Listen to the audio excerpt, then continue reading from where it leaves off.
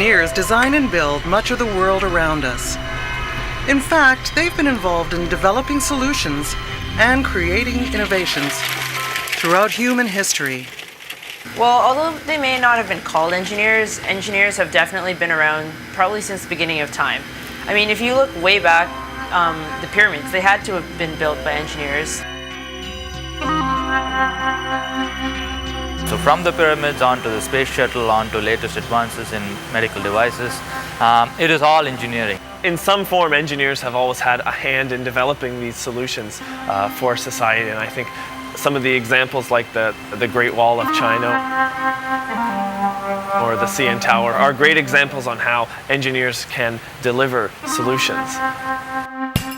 Engineers have helped to make history. But what about the future?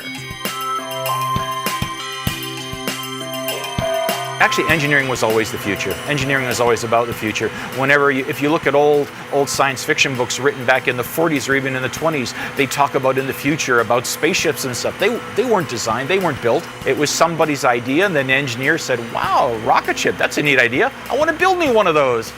Things that we used to see on Star Trek that used to be science fiction are now science fact. It's all over the place.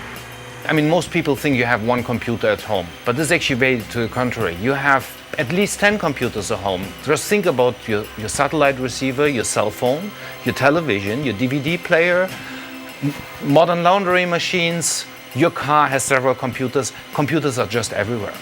There are no doubt areas in engineering that my children and the young people coming to McMaster these days will get involved in that we don't know about now. But we will be training them to have the skills to be able to make the advances that are needed in those areas to solve real-world problems.